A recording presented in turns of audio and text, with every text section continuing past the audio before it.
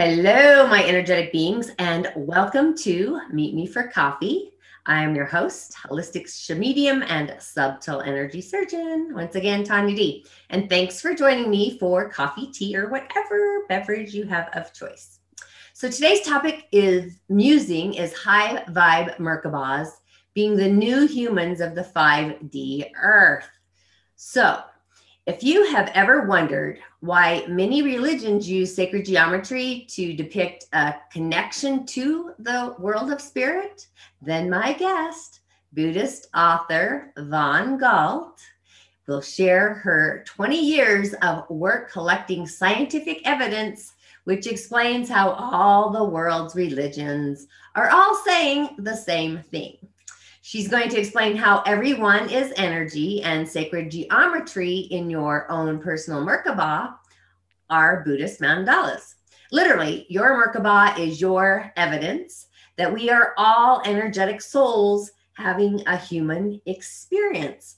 But a lot of people have gotten so caught up in their sims and stories that we forget about the game of samsara, which is life. So Vaughn earned her BA from the University of Washington, and she earned her MBA in e-business management from Westwood College of Technology.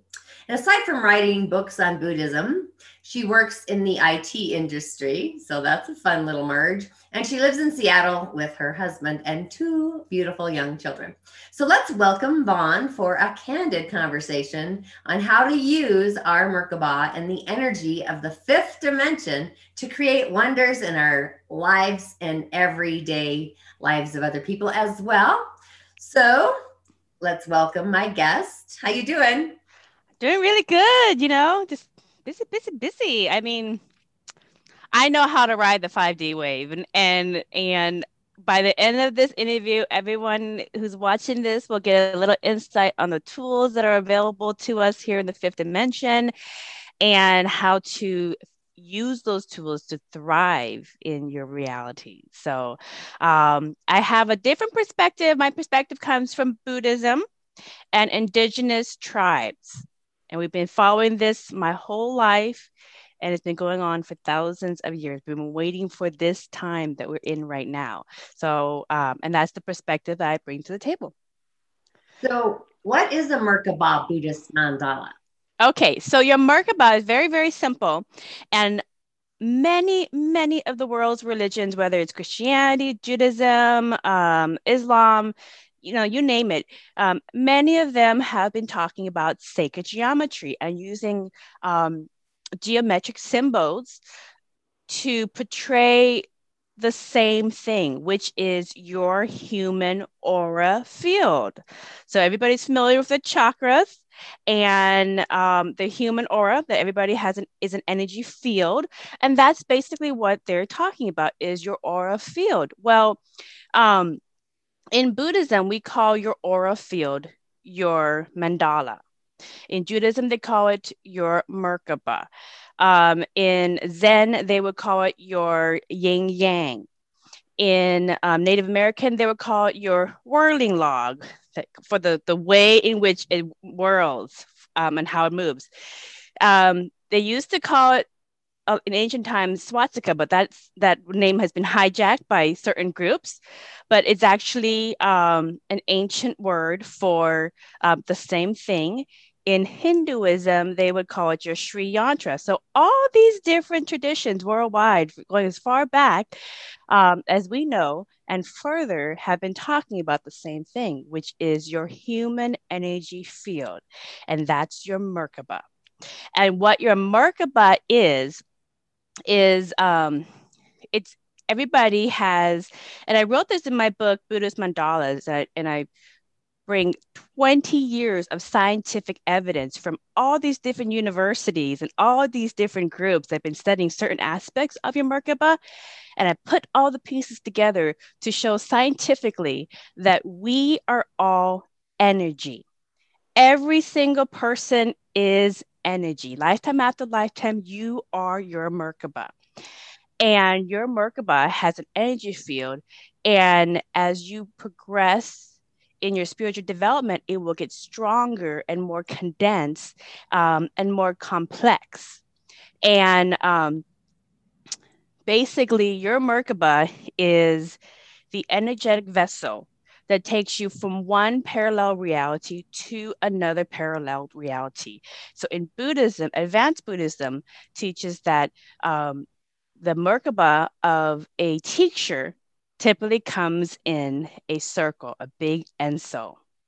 Okay, so so your teacher typically will be very familiar with parallel realities and how to navigate parallel realities smoothly so that you have the best experience in the reality that you're in. So that, I'm not sure if it's short or long, but that in essence is what a Merkaba is. You are energy and it is you. So curious, what is the fifth dimensional energy of this unity consciousness, and how do we use it to build happier lives in these troubling times?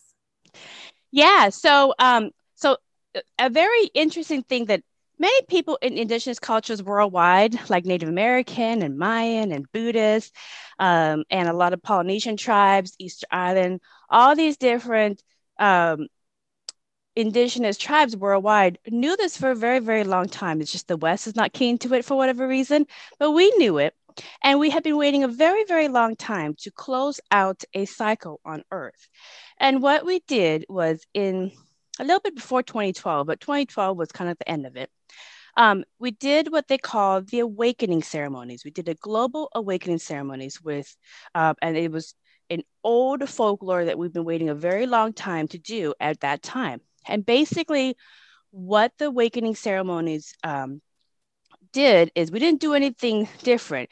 It's just basically we just did our own ceremonies to close out a cycle of energy on Earth, which is the cycle of polarity, of seeing separatism. We close that out and welcome in a new energy to Earth. The new energy that shifted to Earth is of unity consciousness, of working together, of seeing the oneness in everybody, of seeing collaboration. Now, that's what these indigenous tribes have been waiting thousands of years to do, according to their cultures. They didn't know what was going to happen, how it was going to happen, but they knew that it separated us from the third dimensional separatism, lower frequency, and brought in a higher frequency of fifth dimensional energies. And basically, this is the new tools that we've had since 2012. It's been happening, and it's been happening in slow bits. Now, scientifically, we know that there has been an energy change on Earth, and you can go and see all the research yourself for over 20 years of scientific data at this website called Noosphere, NOOSPHERE.princeton.edu. And it will have all the research, and you can go geek out all you want on that. And what it's telling you is that Princeton University and many other institutions have been monitoring what they call the Schumann Resonance, which is the heartbeat of Earth. Okay. Earth has her own heart song. She's a being, she's living, she's responding to things. And she might not respond to things that you want her to respond to, but she'll respond to things that she wants to respond to. Okay. So we don't control Earth. She does what she wants. Now, a couple of different factors factor into the heartbeat of Earth, like solar flares, different ionosphere, and different things that go into factoring into that. But what we know after over 20, 25 years of this research, so you can go to the website and see all the different events that they've measured, is that whenever the Earth has a spike in her resonance, typically her heartbeat is around 7.83 hertz, she will have a huge spike somewhere around the world. And what they did was they put, at the time, I think about 70 or so random number generators in different parts of the Earth, all over the world.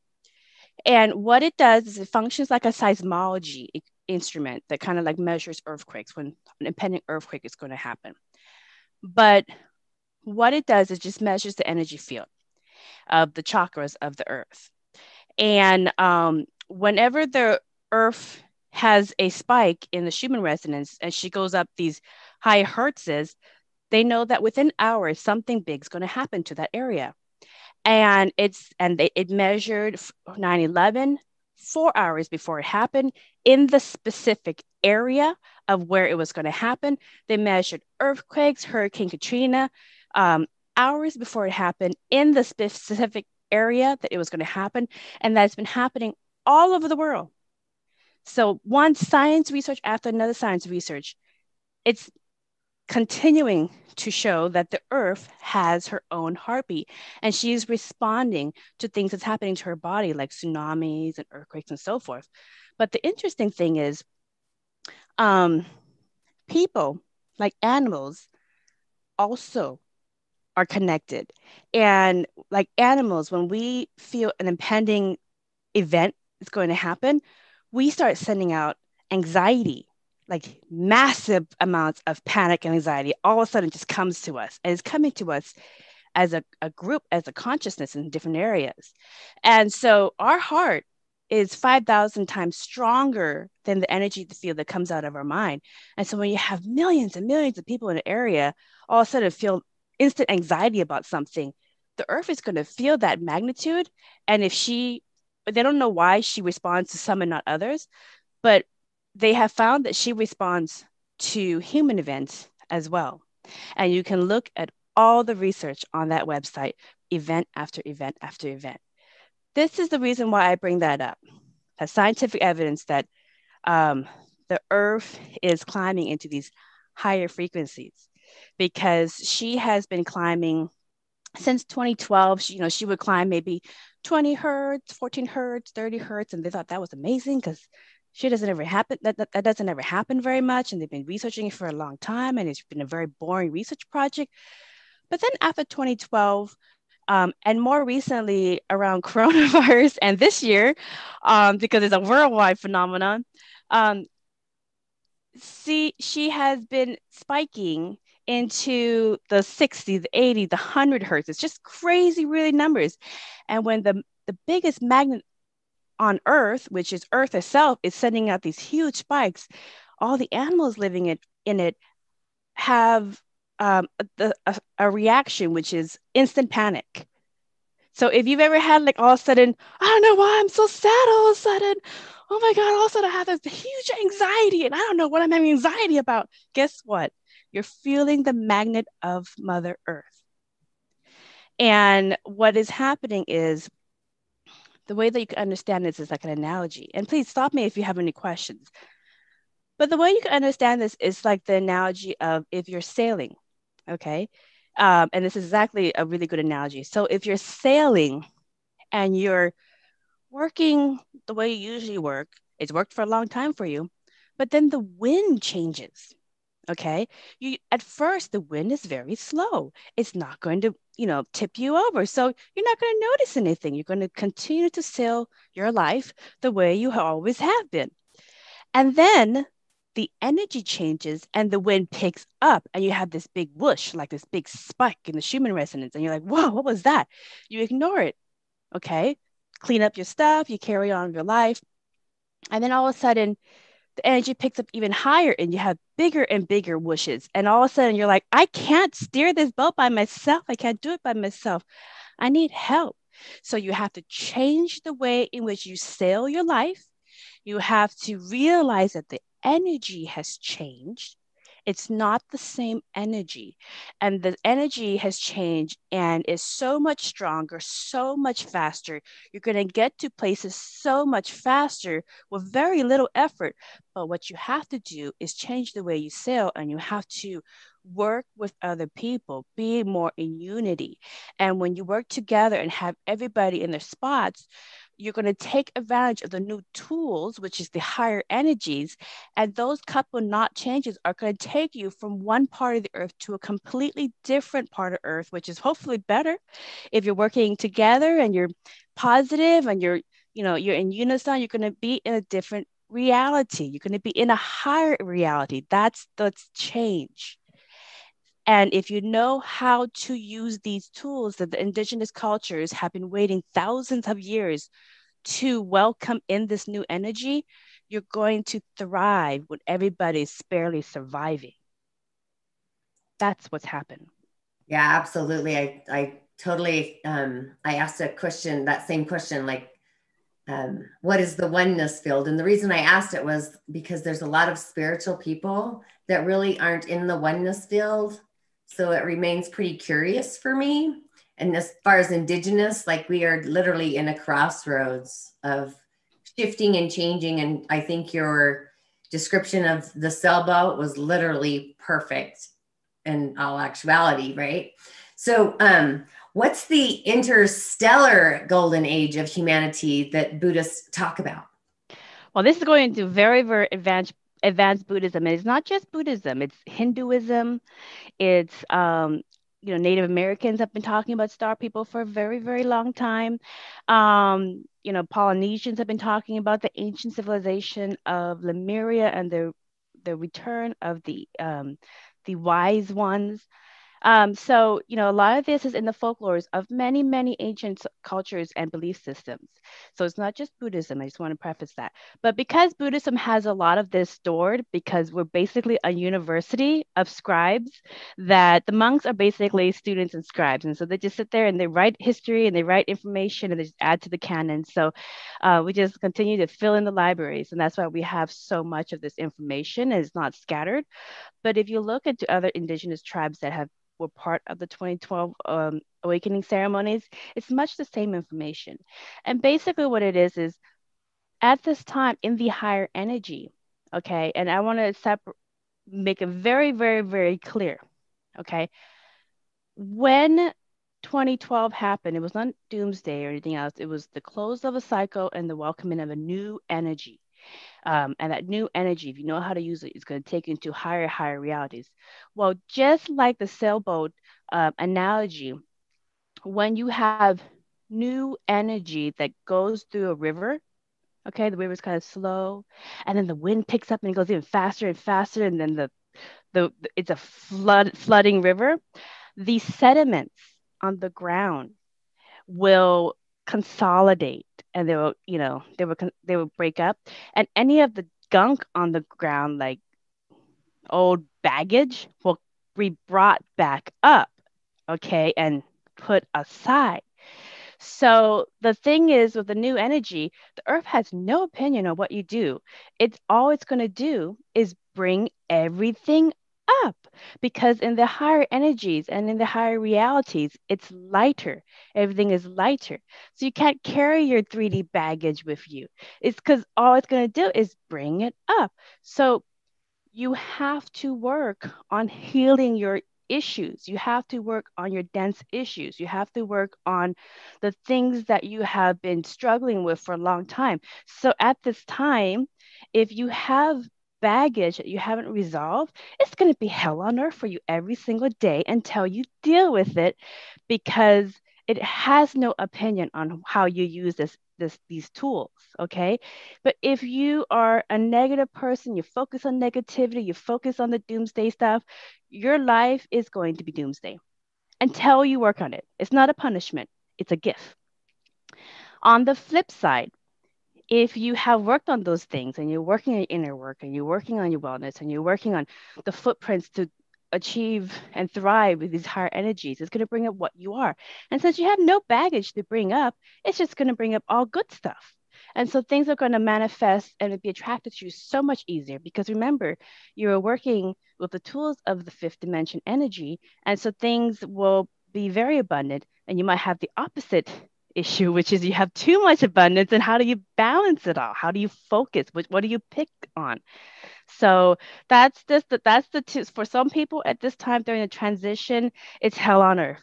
For others, it's heaven on earth, and they're building heaven on earth. So you get to pick which reality you want to focus on, because it's going to bring it all up for you. This is a choose your own adventure reality. Okay, all the indigenous tribes been telling people ever since the ceremony is choose your own adventure. So that's exactly what's going on. Okay, so now that you know how to use the tools, maybe you can work on attracting that better life, and that better reality for yourself. Absolutely. So, what resources are available to help everybody address these different issues that this 5D energy is like pulling up for everyone? Yes. Well, you as a shaman is a great resource as well. There's a lot of other shamans around the world. There's the Kahunas of Hawaii. There is shamans in Mongolia. There's shamanism in Asia. There's a lot of different traditions that offer um, shamanism, and really shamanism is just basically working on your issues so that you know how to better address things and work on things. And I know, Tonya, you can kind of go further into that, but that's a really great resource. There's also a lot of great resources out there. So whether you're working on your marriage issues and addressing those things that you've been avoid talking about, there's a lot of counselors. There's so many healing modalities right now. You don't even need to create any new healing modalities. Just look really quick, Google search, and you'll find so many out there. I know Buddhism, we have Reiki, we have Qigong, we have Tai Chi, we have a lot of different ones. But in many other cultures, they also have a lot of different modalities to help you address issues, heal old wounds, and kind of help you focus and move forward. So I'm not going to go through the list because there's just so many resources out there. You just have to know you need some assistance and then go seek and work out the path. And the one that resonates with you is the one that's going to work for you. Just like meditation, there's so many different ways to meditate, but you'll find the one that works for you, the one that's easy for you to apply in your life, and that's the one that you keep with. So Yeah, absolutely. So, where can people find your products and offerings? Like, so I actually bought both of them. Oh, and I read them both. So, I think what do you think? What do you think? What do you think? Let me get your honest opinion. So this was great. I love that you gave examples and different like perceptions, right? Like as far as like seeing things with different eyes on different situations, whether it's a love relationship, a job, a sister, sibling, whatever, and how those our lessons come to us and create discourse and adversity, basically to get us on path. Like something happened, whether it's in this timeline dimension reality or in another timeline dimension reality. You have to clean that up. Yeah. The Four Noble Truths and Eightfold Path is very simple. I mean, and anybody can apply it. Like when they look at the basic foundations in Buddhism, they realize that it's not a religion at all. It's just basically a bunch of instructions for how to address your dense issues so that you raise your frequency, because everybody already came with a high energy field, but then we get born and then we get conditioned and we get issues thrown in on us, and it just kind of weighs down your energy field.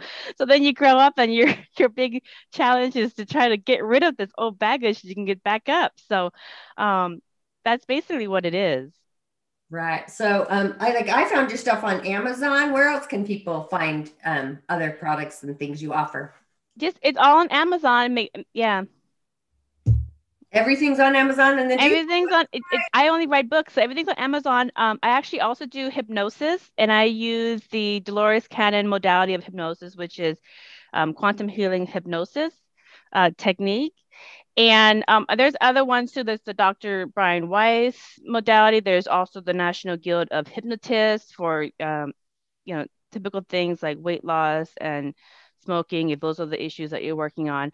But if you're in the Seattle area, I have plenty of clients that come in for just trying to, they have the time to work on their life right now, and they have dense issues with a childhood that's kind of keeps coming back up. And so they would come in and I would do hypnosis, and typically it will be shown that they've had different past lives with the same soul groups, and they're trying to work on the same things and repeating the same mistakes. And so when they see that they have been doing the same mistakes over and over again with the same souls, incarnating in different lifetimes into different storylines, and also being different types of people, they see that they haven't learned their lessons, and so they address those issues, they work on those issues, and they're much lighter, they're much happier, and they're building with more clarity in their life. And so, you can get that through hypnosis as well. And there's a lot of different hypnosis modalities that can help you with that. But it's all about getting clarity on what your issues are so that you can work on it and then learn not to repeat those bad habits that keep you into those stuck situations where you just feel suffocated. So, I mean, it sounds like everybody has a shadow work, right? You have to work through all your shadows. And for me, it's like stepping out of a movie and watching things through a whole different dimension or a different field, which I'm sure sounds pretty out there, but that's No, how. it's actually not out there at all. When you get into spirituality, and I know, Tonya, you are familiar with this with your clients as well. When people get into the spirituality, their six senses that they were born into will start activating or reactivating, especially if they suppressed it after they grew up and they maybe had some of those skill sets when they're younger. They'll reactivate and then they will amplify as they work more on their inner work. So typically people think that when they're doing spirituality work, it's going to be, rainbows and butterflies, and you're going to fart rainbows and your confetti is going to come out of your mouth all the time. And it's love and light all the time. And you never see a shadow ever. And then you realize, why is all this dense stuff coming up? Well, spirituality work is bringing up your dense stuff so that you can address it, so that you don't have anything weighing down your energy. And then when you address it, then what you could do is you can build positive things into your reality and amplify those positive things. And so a lot of inner work, self-help work, actually raises your frequency so that you know how to um, create and manifest with clarity and with focus. And there's nothing blocking that. So you're not going to get in your own way. So it's going to manifest so much faster in these higher energies, much faster. I mean, you'll think that you need to get something, and then somebody will knock on the door and sell you exactly what you think you're going to need. So that's fast manifestation because these higher energies. Um, so don't get spooked out when you start seeing your six senses, because they're actually very, very normal and they're very, very natural. So it's like you lived in the dark for so long and you didn't know that you were living in the dark, and all of a sudden somebody's shone a light at you and you saw your own shadow. Don't be scared of your own shadow. I find it, I see a lot of spiritual people that really need to work on their shadows. Hence Oh why my goodness. oneness field, right? Because I see a lot. Right, right. You always get the news, one pastor or one bishop, and all of a sudden it's like all this stuff comes and you're like, wow, well, that's a big shadow. I mean, it's curious to me because it's like, wow, was that part of the oneness field that you were in? Like, where were you resonating, or where was that triggered? What timeline do you need to clear up? So I mean, that's why I liked watching everything from a movie. I really feel like I'm like in this old ancient one anyway, but yeah, to watch the world from a movie perspective, I always kind of think, I just think it really is the oneness field, how I look into things, and whether people are either at a crossroads that they need to clear up, or maybe they're not in the flow with the river, maybe they're stagnant. There's a plethora of different things that happen for us. But so is there anything else you'd like to share with my audience? Well, I mean, I just, I want to really clarify because, when people get into the space, it's really easy to kind of get caught up with this person and this person's teaching, and that person's teaching, and, all these different things, and your head can kind of spin. And, if you had spent your whole life following the man at the podium at church or something, and then all of a sudden you are thinking for yourself, you don't want to get back into that habit of finding somebody else to follow and basically give your power away to. Okay. So if you're going to find a modality or a teaching that works for you, the ones that are really there to teach you the material and then leave you alone and let you learn without holding your hand. Those are the really good ones. The teacher always wants the student to basically become its own teacher. Okay. They don't want you to follow them around. They don't want you to worship them. Those are the true teachers. Okay. So because I've come across some of these people who they just look they don't want to take ownership of their own creation and their own reality. So and you do in these higher energies, if that is the lesson that you still need to learn, it is going to backfire on you. Okay. And your favorite guru is going to break your heart because they're not perfect. So, but the thing that people, especially in the West, because these are buzzwords like awakening and ascension and the fifth dimension, these are buzzwords and everybody has their own opinion and philosophy behind it. And that's fine. Because remember, ever since 2012, it's choose your own reality. So if you feel like you're in this reality or that reality, that's fine. That's your journey. And there's a lesson in there for you to learn. But for indigenous tribes and ancient traditions like Buddhism and Hinduism and all these ancient tribes, awakening simply is someone who realizes that they exist in a holographic reality that's responding to the commands of its user, which results in conscious creating, both individually and collectively. Okay, so test this out for yourself. Even in Buddhism, Buddha is a Sanskrit word for Bud, which means to be awake within the matrix. Okay, so test this out for yourself. Focus on something, think about it, feel it, and then do the work and see what happens. And before you know it, you start seeing reality kind of is much more malleable. It's basically trying to give you what you want. So know what you want. Um, that's simply what awakening is. And then ascension, okay, there's a lot of people in this space who will use it for a lot of different things. But I'll just clarify what the indigenous belief of ascension is. It simply means raising your energetic frequency by being the best version of you. And as a result, you positively affect yourself and you can't help but affect those around you. So all you're doing is you're leveling up the energy field of your Merkaba, of your mandala. That's all you're doing. So that there is no place to go. There is no one who's responsible for your ascension. It is you changing your own energy field through your doing your own inner work. Okay. So you don't need to pay $1,000 for someone to get your ascension for you. So or go and spend like $5,000 for awakening. Right. Anything like that. Okay. You do this. This is your reality. You are the creator of your own reality. Okay. This is choose your own reality. You will create it. And the tools all around you.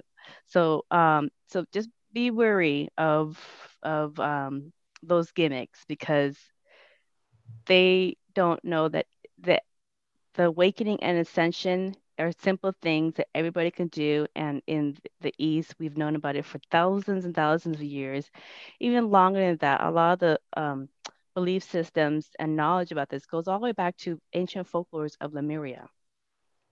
Okay, I'm not going to get into Lemuria because that's in my other book that I'm working on. I really want to get to that one, but um, but yeah, that's basically that. And then the fifth dimension, don't believe in any of the stuff that says it's a place to be. You have to go there. You got to get in a wagon. You there's some place to travel to. That's third dimensional thinking of physicality. Okay.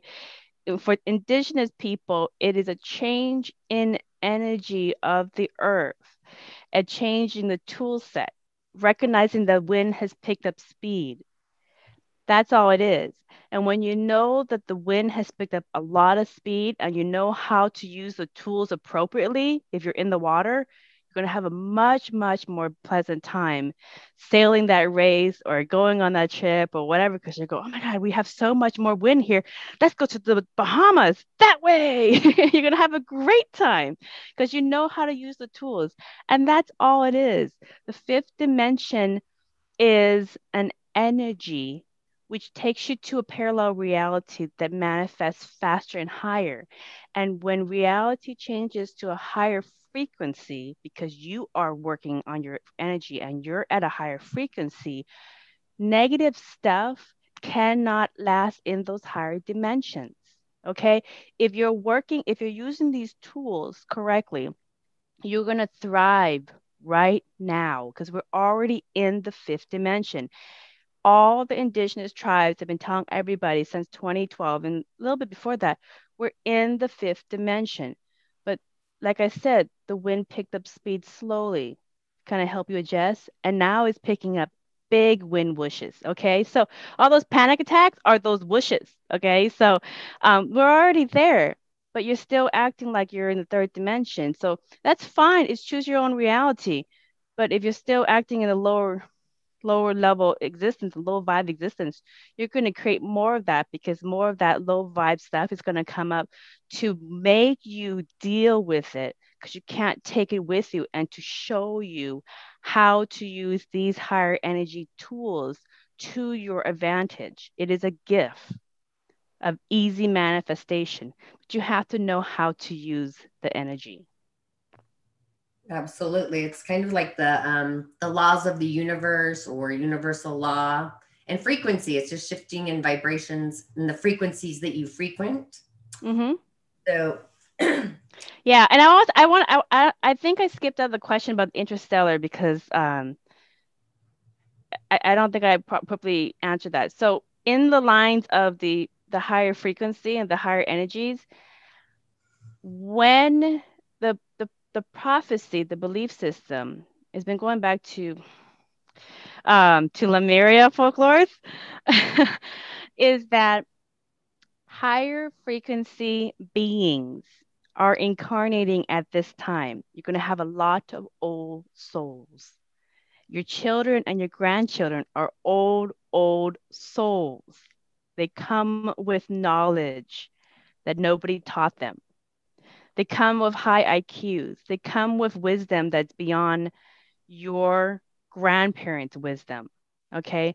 They're old ancient souls. The wise ones have come back and they're your children and your grandchildren. Now, given they're still children, so they still need to get up, brush their teeth, go to school, and do learn how to get potty trained. So they're still children, but they will have moments where you see a glimmer of that high vibe soul inside them. Okay. That that is what is coming in more into the fold. And what we are doing is just setting up the foundation and learning to use these higher frequency energies to manifest faster. And we're building the foundations. And the fifth dimension doesn't just exist in like one lifetime, it's a couple lifetimes, and we're building it. And so we're going to address one some of the things that we've been struggling to do for a long time is we're going to address the need for survival. Everything that we do is based on survival. Got to go to work all the time. I got to make the money to pay the bills. I can't marry that person that doesn't make enough money, even though I love him. Oh, I can't hang out with those people. They're low vibe. They're not making enough money. They're going to ruin my reputation. Almost every single thing that you do and you make choices on is based on survival and finances. If you think about it, it really is. From the people that you associate with, to the people that you love, to where you live, to what kind of car you drive, to what kind of house you pick, to what kind of food you take. I mean, it all bases on survival. And the children, these high vibe old souls that are here now, you and I, and the ones continue to come in, are going to work together in these higher energies because they're not attracted to that low vibe negative thinking. It doesn't resonate with them because they're too high vibe. And so they don't need to unlearn that stuff because they're not even going to be interested in that kind of stuff. that we're interested in the higher stuff. And so what we're going to be doing is we're going to transcend survival. We're going to make a system where everybody in the world is fed and sheltered. Everyone in the world um, has a pleasant life. Now, you know, there isn't going to be a need for billions and trillions of dollars in the bank, because that is not what people are going to measure their worth from. They're going to measure the worth off of how spiritual are you? What is your Merkaba? What does your Merkaba look like? What is it radiated? Or how far are you in reaching nirvana or Buddhahood? They're gonna those are the stuff that they're going to be interested in, because we're going to create technology and systems where we can make our own gold and diamonds. Perfect.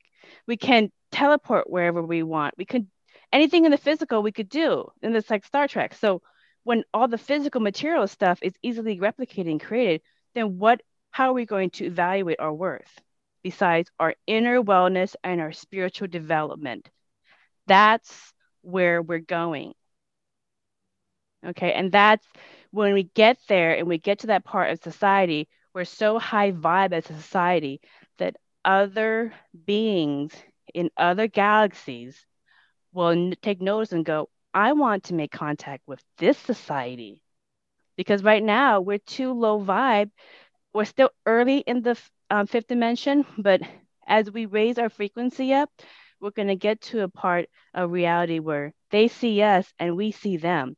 And we can finally have an interstellar galactic humanity. And this world is going to be completely different in 100 years. Okay. You won't have 60-year-old men marrying 20-year-old virgins or whatever crazy thing like that. You won't have that stuff, because a 60-year-old man and his money is not going to make any difference, because it's like, well, how spiritual are you? Women are not going to be dating based off of, can you take care of me? I totally agree. It's totally. And I'm saying in 7 years, though. I think that would be great in 7 years. The Jetsons, meet George Jetson. Anyway, so Yeah, and that's the thing, and you know what? We're already preparing the kids, and if you just take a moment away from your life and you look at the cartoons and shows that your children are watching, a lot of their cartoons are preparing them for their future current reality. So if you look at it, you see portals, you see different alien beings who are their friends. You see flying cars. You see all these different things, and this is normal. And my daughter always like, Mom, I don't know why we're taking planes. Why don't we just get a portal to go to on vacation? And I'm like, because you guys haven't built them yet. Okay, they're coming. Don't worry about it. But the children are already there and they're waiting for it, and they're just trying to catch up their parents or their grandparents. So, but the thing is that we're going to, you know, for many people who are working on creating a high vibe life with these higher energies, we have a wonderful reality currently that you can make more wonderful if you know how to use the tools. You can make your life very easy, very pleasant.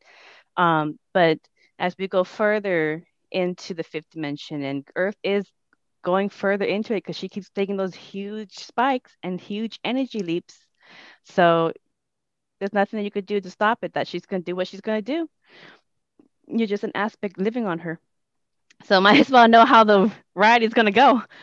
So some people don't want to hear this. It's too happy, too positive. no, I actually I absolutely love it, and it's so true. That's why, like, when I was talking about the oneness field, I'm like, because I don't frequent that frequency of what some people are putting out there, right? So I kind of just stay within my own little bubble, I guess is what I would call it, my own little private Merkaba, and do my thing. And I prefer to be there. I'm into nature. I have my rituals. I do my offerings. So I totally resonate with what you're saying. It's just looking through different eyes on a reality that ultimately we decide. It's our own creative journey. Yeah. Yeah, we really do. And just so that everybody knows, you can actually see what your Merkaba looks like right now. There is a scientific company called Sound Made Visible, SOUND, made, MADE, visible, VISIBLE, so soundmadevisible.com. That's the commerce site, and it was developed by some engineers. They do harmonics and frequency research for medicine. And I followed their research for over 15 years. And in the last couple of years, they made their technology available to the public to see their voice mandala. So like your voice has its own energy signature, and they can image it. Like you say your voice and they can image it. So let me show you. I emailed you what mine looks like. Can you pull that up really quick? Check the email really quick. You did it recently? Yeah. Just check the last email I sent you. There's a image attached in there. Oh, good Lord. Come on. But while you're pulling that up, let me just tell you what everybody's going to see. So if you're curious to see what your Merkaba looks like what does your mandala looks like? Name of your Merkaba is mandala. If you're curious about your mandala looks like, you can go to that website. I think right now it's like $144. It's a great Christmas present as we're getting into the holidays. For the spiritual people who have no need for anything, this is something that they would really, really love. So my husband and I, we got ours image. So what you do is you just basically record your voice, and your voice has a unique energy signature. It has its own frequency. Okay. And that voice will image a mandala, and everybody's voice is unique, just like snowflakes are unique. So when I said my name, Vaughn, and then I said some other words like ooh, and some other ones. Then this is the image that came through. My husband and I are very, very close. His is not that far off of mine as well. And actually, I've done past life regression, and my husband and I have been married many, many times, and we have been many different versions of people. We've been like I was a slave. He was, you know, a Chinese man. I mean, we've been a lot of different versions of humans and had different storylines. But lifetime after lifetime, we carry our energy field and our signature. And we just continue to work on ourselves and try to manifest the best life that we can create. And that gets held in your Merkaba. Do you got it up there? Yeah. Okay. Let's see. Dun, dun, dun, dun. Okay. So you're looking at Vaughn. This is what Vaughn looks like. This is my Merkaba. This is my mandala. So in ancient times, in Buddhist monks and nuns, what they would do is they use singing bowls and they would chant. And then they would see like kind of like sand plates or like in water, they would see the image of the mandala, and they would quickly try to draw the image of mandala, and that's how they would know what the mandala looks like for different monks and nuns. Well, in the modern time, we have technology that does this. And Cymascope is a wonderful company that has been doing this for using sound frequencies to help in medicine. And they provide the service where now they can image your mandala or your voice, DNA voice signature using their system. And everybody has a unique one. So when I say Vaughn with my voice, my name is Vaughn, this is the exact image it translates to. And for a Buddhist author, I was very happy to see that because like my whole life, I've had, my family, we go to a lot of different monasteries to help support and all that kind of stuff. So oftentimes one of the common things that would happen is I would go in with my parents, and in the middle of the chants, the senior monk would typically stop and let the student monks carry on the chant, and they would look around to find out who just walked in. And typically it was me, it was a young girl, and most of them kind of shook it off, or some of them would ask, do you have something to teach us? And I, being a little girl, I'm like, no, I have nothing to teach you. I'm just a little girl. I want to play. So And they're like, okay, no worries, no worries. You'll eventually come to your own teaching. And basically, when the monks saw what my mandala looked like, they were really, really happy to see that they were right all along. And basically, my mandala has the embodiment signature of Buddhism itself. So if you look at all Buddhist artwork, going all the way back to the Vedas of Hinduism, Emperor Asoka in India, there is the 8-wheel rod. Okay, so this has eight rods. That's the wheel of Dharma. That is the coming back lifetime after lifetime, doing one experience after another experience for whatever enjoyment or lesson or whatever. But that's the 8-wheel rod of Dharma. At the top of the spokes is the lion's head, and each spoke has a lion. So my voice has a lion each one, and it's like the lion's roar in Buddhism. So there's that. Now the different lines. This is a 2-dimensional option, and actually it's in my book, but everybody's voice is actually a bubble. It's a 3-dimensional bubble. But if you cut it in half, then you can see what your mandala looks like. But I have 12 intersecting nodes in my mandala, and those are different lines. And in Buddhism, that's the 12 ninandas, the 12 characteristics that cause samsara, that cause you to come back into the wheel dharma to experience another cycle of life and experience another journey. So, so it's funny that when I saw this, I was like, oh my God, I gotta show the monks that. And they were like, we knew it all along. We knew it all along. And they're like, you're a teacher. We knew it. You were a teacher. And all the stuff that that I have to teach is in the book Buddhist Mandalas, which is my 20-year research project on how all these religions are talking about the same thing, which is that you are energy. You are a soul having a human experience.